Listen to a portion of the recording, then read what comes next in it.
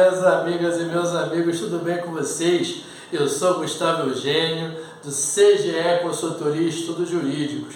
E hoje, pessoal, eu estou aqui de volta para iniciar uma nova série de vídeos voltada para a prova da OAB. Você que está estudando para a prova da OAB, você já deve estar sabendo que o edital do 39º Exame de Ordem já saiu. É isso aí, pessoal.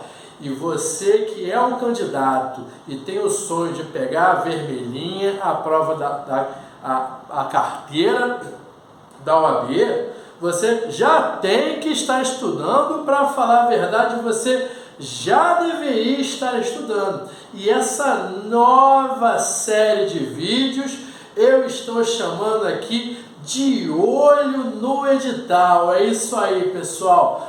Nas próximas aulas, nos próximos vídeos, nós vamos estar de olho do edital da prova do OAB ligado à parte de direito do trabalho e processo do trabalho.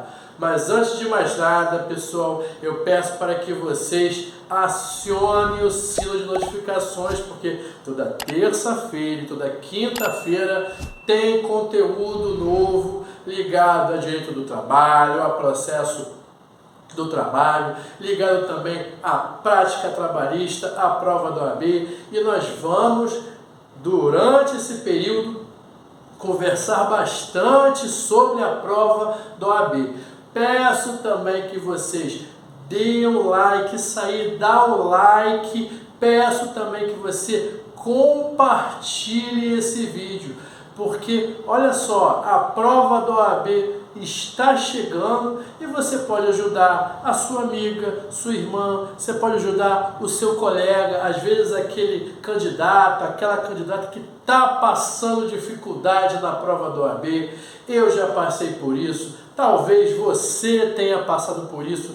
Se você não teve dificuldade em passar na prova da OAB, que bom, que legal, mas tem pessoas que têm dificuldade, até porque a prova da OAB, a cada ano, a cada certame, ela se coloca como um filtro extremamente restritivo. Então, ajude o pessoal, ajude o colega a estudar bacana para a prova da OAB.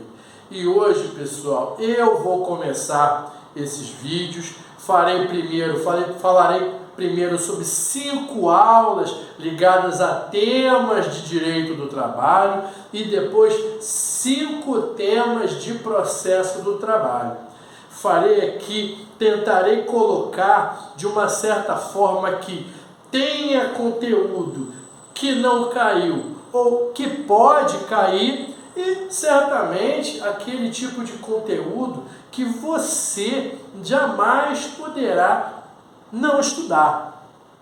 Porque, como eu falo, sempre falei aqui para vocês, essa não é uma novidade. Se você já olhou para o edital da OAB, eu não vou nem falar as outras matérias, só olhe para o edital, minha amiga, meu amigo, e veja o tamanho do edital de direito do trabalho e de processo do trabalho. É gigante, essa é a verdade. Ele pode ir por qualquer lado.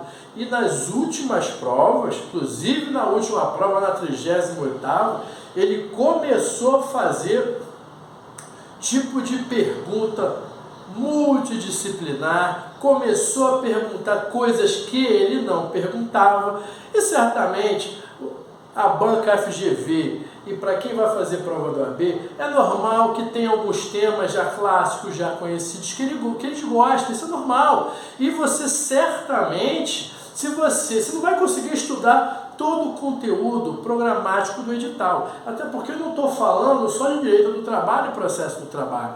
Tem várias outras matérias para você estudar. Então você tem que usar o seu estudo de forma inteligente, né? Porque na realidade isso são 5 anos de faculdade e você não vai ter tempo em 2 meses para estudar isso, se é que você já não está estudando.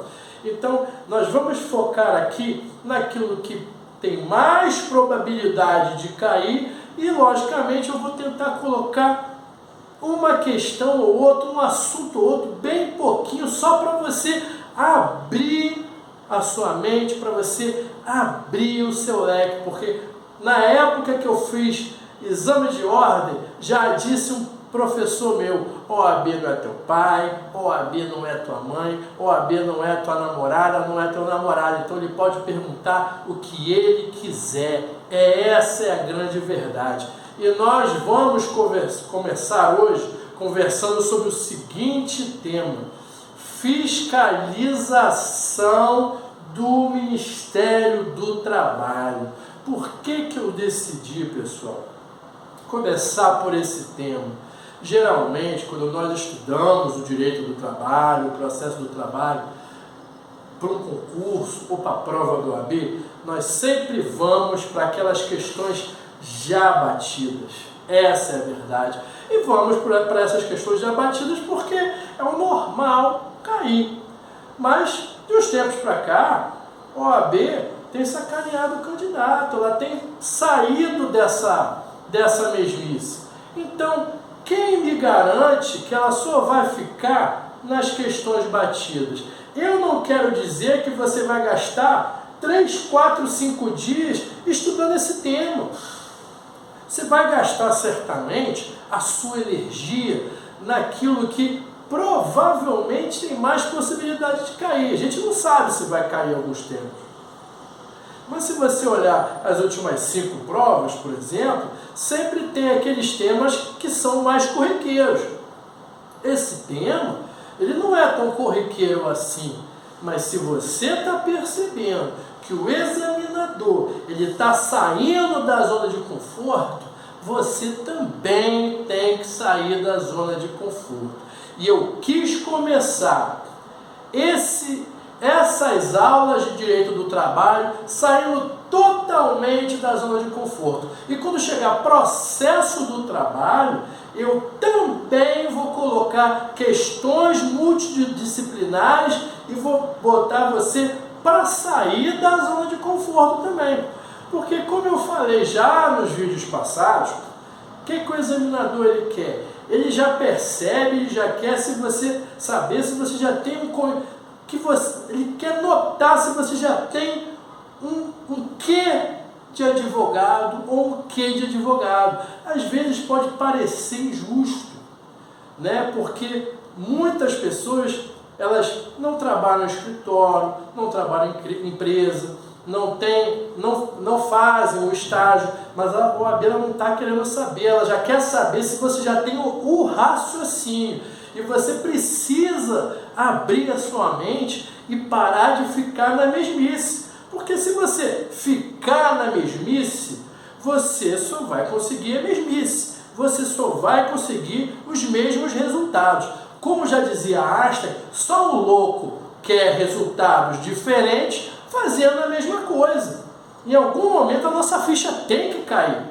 Eu já passei por isso, já falaram isso para mim. E eu estou dando aqui a mesma oportunidade. Saia da mesmice. Você não precisa estudar vários assuntos que não tem nada a ver, mas um pouco, e você vai parar para ver que não é tão absurdo. Olha só aqui, nesse tema de fiscalização do trabalho pelo Ministério do Trabalho, a primeira informação que você precisa saber é o seguinte: o que é essa fiscalização do Ministério do Trabalho?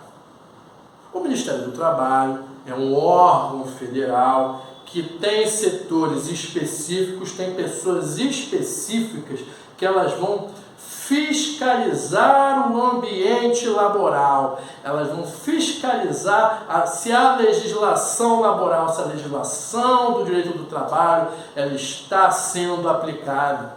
Recentemente, não sei se vocês viram os noticiários nos últimos meses, o Ministério Público do Trabalho, não confundo com o Ministério do Trabalho e Emprego, o Ministério Público do Trabalho, há alguns meses atrás, encontrou lá no sul do nosso país trabalho escravo de empresas ligadas a vinícolas, a sucos. E o Ministério Público do Trabalho atuou. Olha só, isso é uma outra dica, hein? É uma outra dica para você estudar. Quem te disse que não pode cair questão do Ministério Público do Trabalho? Eu não ia nem falar sobre isso, mas já que eu já estou partindo para a questão administrativa do MTE, por que não abrir o teu olho para o Ministério Público do Trabalho, que é um dos órgãos mais importantes do Judiciário, ali inserido na área da União. Então você precisa conhecer o Ministério Público do Trabalho e em algum momento a OAB ela vai perguntar isso. Fica atento. Mas vamos voltar para cá. O Ministério Público do Trabalho, como órgão do ente federativo, o MTE, quer dizer, ele vai fiscalizar se a legislação está sendo cumprida, se os locais de trabalho eles são apropriados e da onde que vem essa competência do Ministério do Trabalho e do Emprego para realizar essa fiscalização. Pessoal, tem norma regulamentadora, tem portaria, mas eu vou começar falando do artigo 114 da Constituição da República Federativa do Brasil. Olha só, se você quer fazer prova da OAB, se você se diz advogada trabalhista ou advogado trabalhista, se você quer fazer a segunda fase da prova da OAB trabalhista e quer trabalhar com o direito do trabalho, e ainda que não queira nada disso, mas você se inseriu nesse mundo e nessa responsabilidade de passar na prova da OAB, você precisa conhecer o artigo 114. É o artigo que trata da competência da Justiça do Trabalho. Você não pode chegar na prova do OAB sem conhecer tanto o artigo 5º, o artigo 8º, que fala muito da área trabalhista, fala de sindicato, e lá na frente na Constituição da República, se não me engano, começa pelo artigo 111 e 112, dá uma aproveitada, dá uma lida ali. Quem te disse que o examinador ele não vai perguntar sobre os tribunais regionais do trabalho, sobre a composição do TST? Quem te falou isso? Então estuda isso. Você não precisa passar 3 dias estudando isso. Mas não vai cair teu braço se você pegar até umas 2 lidas do 111 e 112, se não me engano, ao 114. Lê 2 ou 3 vezes esses artigos nesse espaço. Dá uma lida ali. E o principal, e de todos esses, o artigo 114 é o mais importante, que ele fala de dano moral, ele fala da competência natural das ações de relação de emprego, que é com base nesse artigo 114, que a Justiça do Trabalho tem a competência para julgar os processos trabalhistas, recebida aqui, onde foi outorgada aqui pela Constituição da República. Então, de um jeito ou de outro, você tem que ler o artigo 114. Você não consegue nenhuma desculpa plausível para você não estudar o artigo 114, sinto lhe informar. Essa é a verdade. De todos os artigos da Constituição ligados a direito do trabalho, provavelmente esse artigo aqui, tirando o artigo 7º, logicamente, é o que você tem mais obrigação de estudar. Porque tem um monte de coisa que o examinador ele pode perguntar ali. Essa é a verdade. E aqui, ó, penalidades administrativas. Aqui no inciso 7º, se não me engano, do artigo 114, ele está falando lá no caput: compete à Justiça do Trabalho processar e julgar. Aí lá ele fala as penalidades administrativas ligadas à relação de emprego, ligado tudo a isso aí. Olha só, você quer um exemplo? A gente pode muito bem, quem trabalha, às vezes em empresa, se depara muito com isso. Vai o fiscal do trabalho, o auditor fiscal, ele vai fiscalizar os locais de emprego, os locais do trabalho, melhor dizendo. Então, pessoal, eles praticam essa fiscalização. É natural do Ministério do Trabalho e Emprego realizar esse tipo de fiscalização. Quando eu comentei, se não me engano, ali, sobre aquela questão das vinícolas lá no Sul, se não me engano, foi o Ministério Público do Trabalho. Mas poderia muito bem ter sido auditores fiscais do Ministério do Trabalho e Emprego. Na nossa cidade ou em outra localidade, o Ministério do Trabalho e Emprego pode receber denúncias. O auditor fiscal, o órgão, pode fazer fiscalizações esporádicas. Por que não? É a função. Você acha que ele passa o dia inteiro lá parado sem fazer nada? Eles têm uma agenda ali.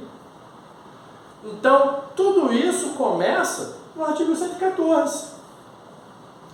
Além do artigo 114, só para a gente ir um pouco mais além, você tem que dar uma olhadinha, dar uma lida na portaria 547 de 2021.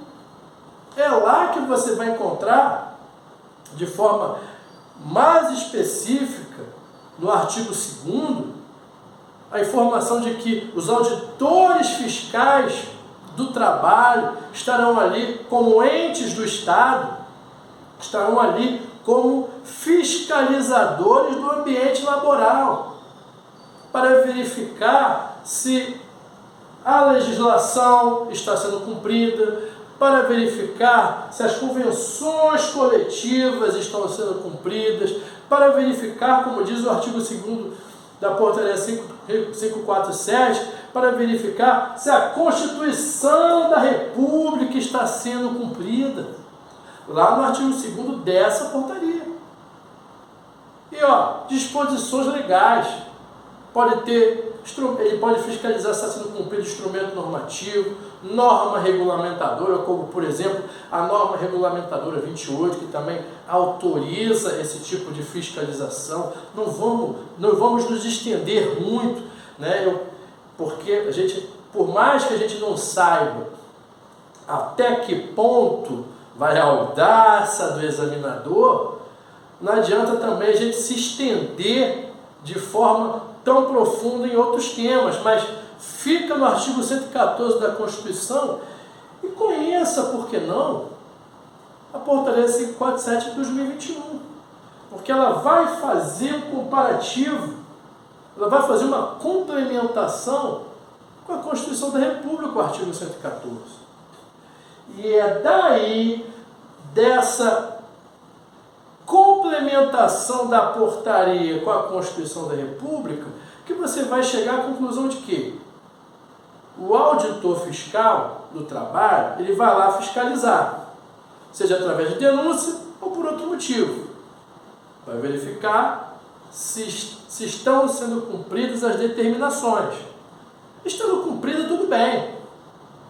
Agora, se não tiver o cumprimento das determinações, ele pode aplicar uma multa, ele pode dar prazo para o empregador se adequar, como pode também, caso o empregador não se adeque às determinações, aplicar um auto de infração. Na questão administrativa, quando o Ministério do Trabalho e Emprego der a oportunidade para eles falarem, ou eles não falarem, não cumprirem essa adequação que eu estou falando, eles vão aplicar uma multa, eles vão aplicar um auto de infração, que geralmente esse auto de infração tem um valor altíssimo, porque no direito é assim. Se o ente público percebe, ele primeiro dá a oportunidade de você se consertar. Se você não se consertar, geralmente ele vai sendo gradual. De repente ele pode aplicar, como diz até na portaria 547, ele pode botar uma multa de R$3.000. Está tudo certo. Só que se o Ministério do Trabalho e do Emprego, através do auditor fiscal do trabalho, vai lá na empresa, 3, 4 vezes, bota 3 mil aqui, 3 mil ali, no próximo ano uma outra multa de 3 mil e percebe que não está resolvendo, o MTE fala assim, ó, vou aplicar uma multa de 3 milhões agora. Vamos ver se ele não vai se adequar. O que vai acontecer? Você até pode entrar com recurso, aquele detalhe todo. Antes da questão administrativa, você pode fazer um monte de coisa na questão administrativa. Quando surgir o auto de infração, aí eu quero ver aonde nós vamos parar. Aí, quando chega nesse ponto do auto de infração, que é plenamente legítimo, mas as empresas elas buscam recorrer, elas buscam se defender e fica difícil, porque o judiciário dificilmente vai reverter questões do MTE, a não ser que haja ilegalidade. Olha aí uma questão multidisciplinar. Porque vamos lá, ó. Primeiro, a partir do momento que o MTE aplicou o auto de infração, qual será a medida cabível para o empregador reverter ou anular esse auto de infração? Será o quê? Ação anulatória do auto de infração. Fique atento que nessa inicial conversa do artigo 114, e estamos conversando sobre penalidades administrativas que podem ser pequenas, mas podem chegar a milhões. A gente pode chegar na situação mais grave de todas, que é o auto de infração. E para você anular esse auto de infração, só na ação anulatória. E da onde que você tira a base da ação anulatória? Aqui, ó, a gente volta para o início da nossa conversa. Artigo 114 da Constituição da República. Até aí, foi o que eu falei. Estamos indo até de forma além do que a prova do OAB ela tem perguntado, mas não é absurdo cair. Mas olha aqui, enquanto eu estou aqui conversando com vocês, está me vindo um detalhe aqui. Nós estamos falando de auto de infração, uma ação para anular o auto de infração. Já que a OAB ela está num caráter tão multidisciplinar, eu te pergunto, um juiz do trabalho, ele pode reverter ou anular uma decisão administrativa? Você deve ter estudado em direito administrativo. Olha a questão aqui multidisciplinar.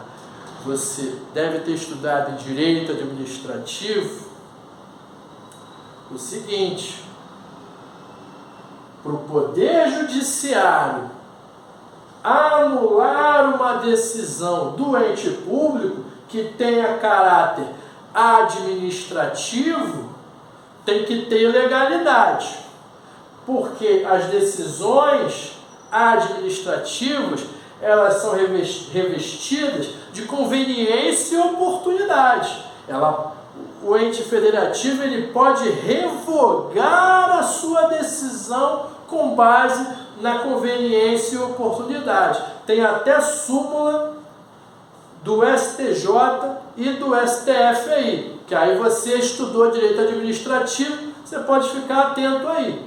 Estuda essas duas súmulas. Mas agora, se for decisão, se o juiz do trabalho chegar ao entendimento que esse auto de infração foi com base na conveniência e oportunidade, ele nunca julgará procedente esse auto de infração. Essa é a verdade. Se o juiz entender que essa decisão está revestida de conveniência e oportunidade, o famoso mérito administrativo, ele jamais julgará procedente essa ação anulatória e não irá anular essa decisão administrativa. Para anular essa decisão administrativa, ele tem que entender que essa decisão que gerou o auto de infração está eivada de vício de ilegalidade. O Poder Judiciário só altera a decisão administrativa com base em violação de lei, violação legal. Tudo bem, pessoal? Eu espero que vocês tenham gostado desse tema. Peço que vocês deem o like, compartilhem esse vídeo e eu desejo a vocês um grande abraço e até a próxima.